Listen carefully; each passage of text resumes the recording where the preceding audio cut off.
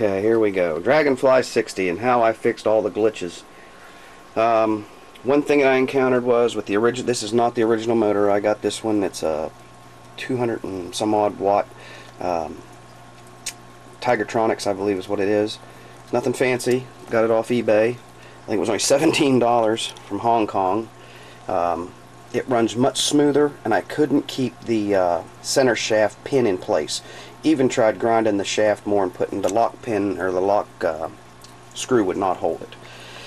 The high voltage buildup, the gyro being right here, and if you look, you got this small air gap under the boom. Now, this is plastic here. Oops, sorry, lost figure there. But this is plastic here.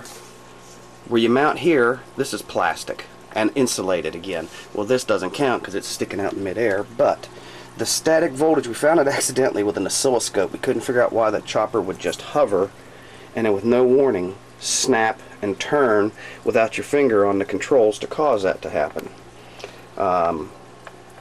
We had the scope sitting, the probe was like near the boom, the main blades were off, and this all started after we went brushless. When it was brushed, there wasn't a bit of problems. The chopper flew fine. Didn't have a lot of power like it does now. I mean, it's a heavy lifter now. It'll take a lot of extra weight up with it. Cameras, camcorders, almost anything you want to put under it. But it was so unstable, it was like just totally unflyable. At times, the swash plate would just literally, well, it would be buzzing, tilt as far as it could to one side, and if you were airborne when that happened and not tied down to the workbench, you lost it. To get rid of the high voltage, it was pretty simple. There's the two screws that come up from the main body. They're aluminum. You can barely see it because I use silver wire because the boom is aluminum and I didn't want to have a corrosion problem. The two screws, where'd the fin go? There, it's hiding. The fin that places right here, you just remove the two screws, take that away, take your Dremel, Dremel tool the boom carefully. You don't want to cut through it, whatever you do. Just buzz it so you're taking the bluing off of it. And then from this side, pull your wire, strip your wire so you got your strands open. And try to find some silver wire, because like I say, you'll get less corrosion, because copper and the aluminum probably won't get along. And then you come over to this screw. I'll get a better, how close this camcorder will let me get. There you can see what happens, okay? So that goes down, and then all you do literally is put the fin back. And that keeps it in pressure. That keeps pressure on the wire as well as it being pulled tight, because you hook one side, tighten the screw up, put it across, pull it down, twist it around the other one, and then tighten the mount back up, and then put your fin back, and that'll keep that solid. The next thing was to get the jumping out of the gyros, the speed controller, and everything else. We didn't know what we were up against. It turned out to be nothing but noise.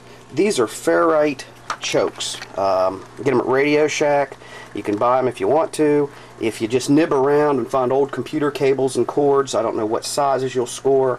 The bigger the knock in the cable, the bigger ferrite choke is going to be in there probably. But they're used on many, many things to kill static.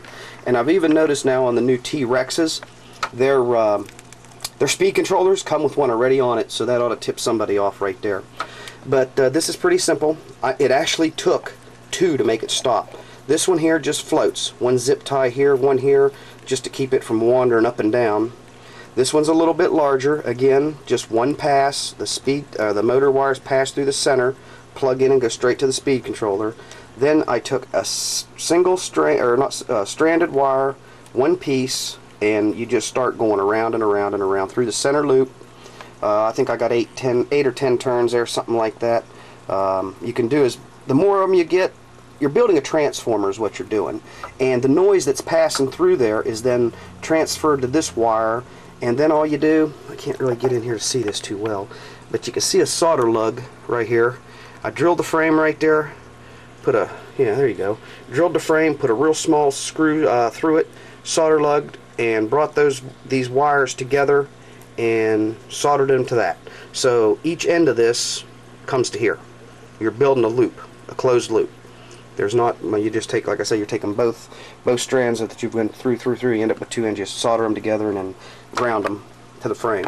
That should, and almost instantly, fix all the shuddering and stuff in your, and you know what's funny? It would even shake and shudder at low RPMs, but buddy, when you asked for power, when it was we have a workbench we can tie them down on and full power them with blades and everything, it would just, it tried to tip the bench over.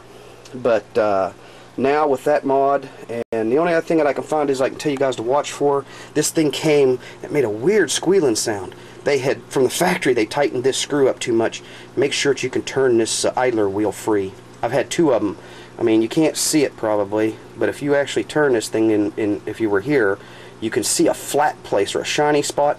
The bloody thing wasn't spinning, so found that noise.